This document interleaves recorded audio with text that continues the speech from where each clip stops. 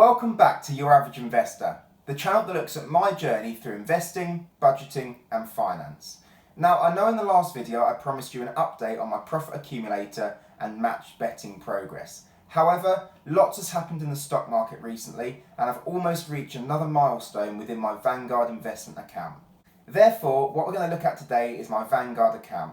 We're going to look at how much I've currently got invested, some of the ideas that I've got for my investment account regarding allocation percentages to different products, and where I see this going in the future.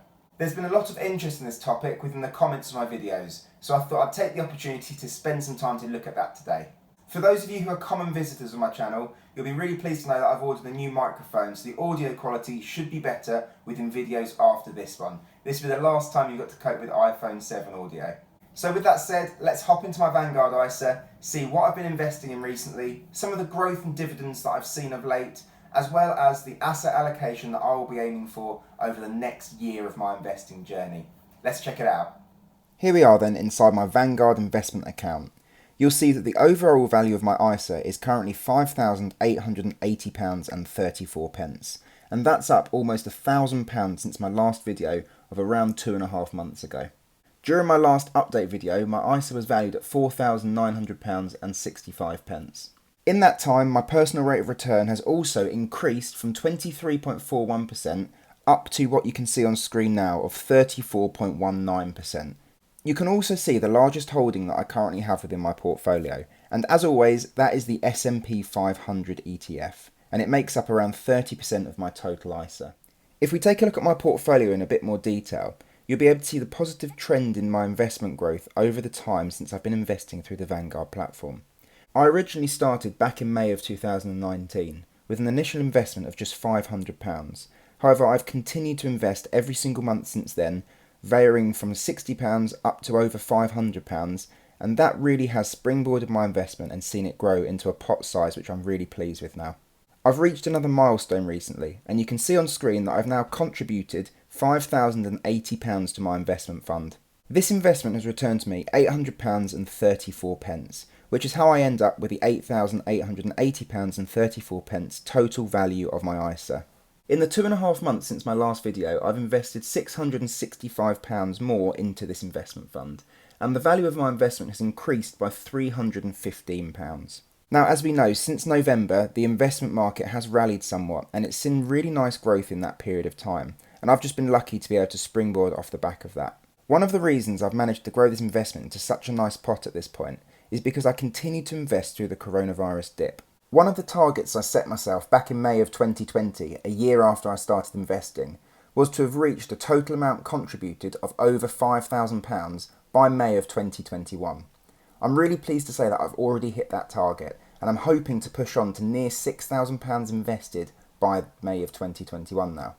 This pot is arguably the largest amount of money I've ever seen, and it's in close competition to my half of the deposit we put down on our house. However, this isn't the all of it. I also invest in Trading 212, eToro, and I've got a small amount in peer-to-peer lending, meaning that my overall investments are probably valued at over £8,000 now. In a future video, I'm going to combine and pool all of my investments to show you exactly how much money I've got where, to show you the overall value of all of my portfolios combined.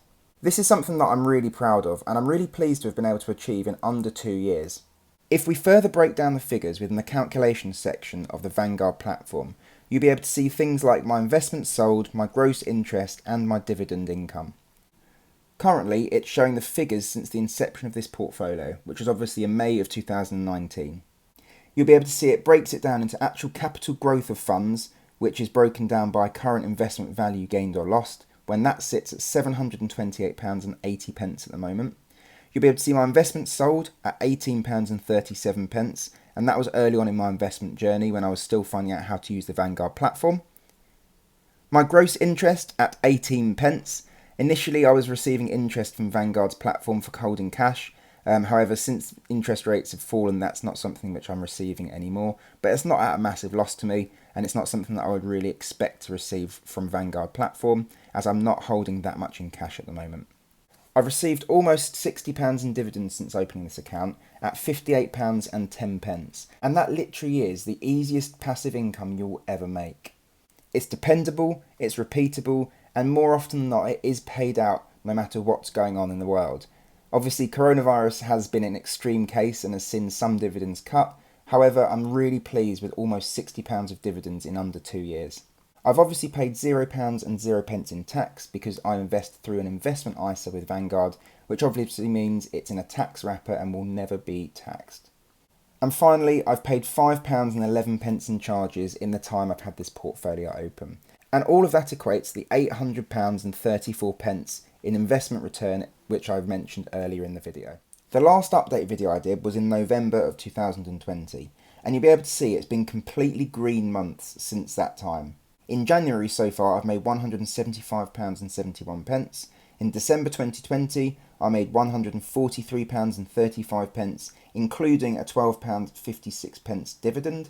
And in November, in total, I made £384 and 31 pence in investment return. This is truly exceptional, and again, something that I could never have imagined to happen, and something I'm really pleased to see.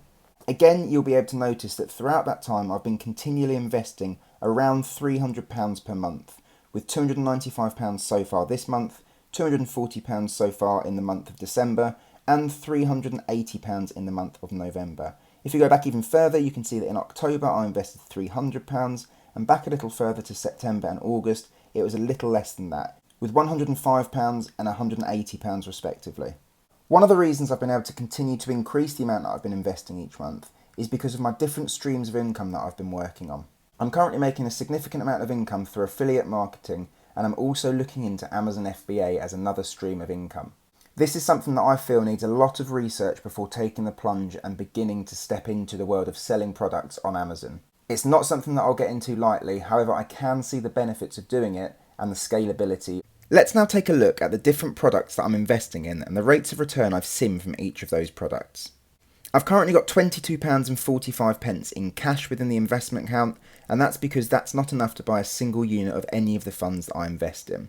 I'm going to keep that cash there until I invest more money, and then I can use that to buy different funds of different products. I invest in the FTSE Emerging Market ETF, and I've currently invested £563 and 28 pence. I've got an unrealised rate of return of £132 and 87 pence, with dividend income of £7 and 48 pence. All of this equates to a total gain or loss of £140 and 35 pence, or around 38%.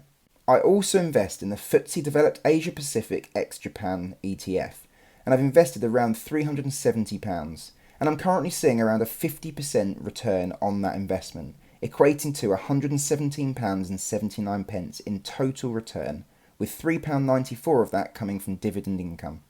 I've invested £157 in the FTSE Japan ETF, and that's seen a 2.66 rate of return, which equates to £3 and 34 pence. And again, 50 pence of that has come from dividend income. We now get down to my three largest investment products, the first of which is FTSE 100 ETF. I've invested £1,086 and 38 pence in the FTSE 100 ETF, and that's seen a rate of return of 5.58%. My largest investment fund is currently the S&P 500 ETF, and I've invested £1,527 and 22 pence here. That investment is currently valued at £1,756 and 59 pence, which is a 32.5% rate of return, which equates to £248 and 60 pence, with £19.24 of that coming from dividend income. Finally, we've got my Life Strategy 100 accumulation fund investment. I've invested £1,407 and 24 pence and seen a rate of return of just under 28%. That equates to £238 and 76 pence, and you'll notice that there's no dividend income. This is because this is an accumulation fund, so the dividend income is factored into the value of the fund. Something I have noticed recently is the weighting of the different funds that I'm invested in. At the moment, there's no real structure or logic to the way that I'm investing, and this is something that I wish to change. It's really important that you diversify effectively to manage your risk and reduce the chance of any large losses throughout the period that you're investing in. This should help you to better hedge against any market volatility. Because of this, I'm going to start to look at my allocations in a bit more detail and come up with a strategy and a percentage allocation for each of the funds that I invest in. You can further see the point that I'm making by looking at my top 8 geographical regions. You can see that I've got a large weighting towards both North America, the United Kingdom, and the Asia Pacific markets. I am, however, neglecting Japan, Europe and some of the other markets within the world. There we have it then, a quick update on my Vanguard investment ISA. As we finish, you can see that the value of my account is still £5,880.34, which hopefully will be well over £6,000 in our next update video.